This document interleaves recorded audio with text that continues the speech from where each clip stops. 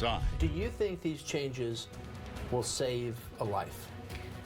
Our goal is to save lives. This is brand new at 6 tonight. Big changes coming to Washington County and how it deals with people charged with physically or sexually abusing a partner. Good evening. Thanks for joining us for K2 News at 6, everybody. I'm Steve Dunn. And I'm Deborah Knapp. K2 tells you about these cases often. People are killed allegedly by current or former partners despite a history of abuse. K2 investigator Wright Gasway has been covering gaps in Oregon's response to domestic violence for months.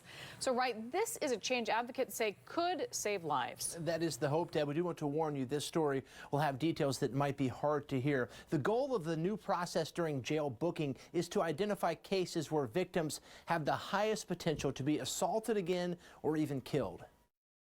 Hi, hurry, my dad's attacking my mom right now. This 911 call came in on November 17th, 2022. Minutes later, 2 women were dead. Oh my God, he has a gun! Oh my God, he has a gun! Deputies say Carlos Jimenez Vargas killed his ex-wife and her sister, then himself, at this home in rural Washington County. He was out of jail with an ankle monitor and an order to stay away from the home. The victims' families are now suing the county and the ankle bracelet company, claiming they failed to monitor Jimenez Vargas and warn them he was getting close to the home. The crime is one in a series of tragic cases for advocates like Rachel Schutz. We knew that we needed something better. Rachel runs Washington County's Family Justice Center. She says a broad group of stakeholders settled on a new risk assessment tool. It's a 2-page questionnaire. Starting in July, officers will use it in cases where a suspect is arrested and charged with one of more than 20 crimes connected to an intimate partner.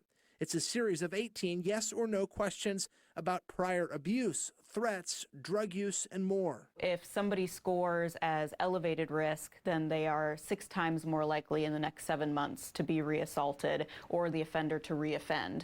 And if they score at high risk, then they're 10.5 times more likely. The goal is simple: identify the people most likely to kill or hurt their victims in the future. Gina Skinner is a senior deputy DA in Washington County. The best way to do that is by using a validated tool that will give us some very clear distinction between those individuals that at least statistically are more likely to reoffend. The risk assessment score may, in some cases, determine whether a judge approves someone's release. Skinner says in most cases it will set the level of supervision for someone once they're out of jail before trial, like an ankle monitor or more frequent check-ins with a supervising officer. It's important to you to work with survivors? Oh, yeah. It gives my pain purpose. Lauren is a domestic violence survivor. Lauren says the abuser didn't stop even after being arrested. Lauren says the new screening will be a game changer for survivors. Moving forward, everyone who is involved with the case will be informed on how dangerous a person is and how at risk the survivor is. For me, it's helpful to know that this is happening so that people don't have to have the same experience that I had.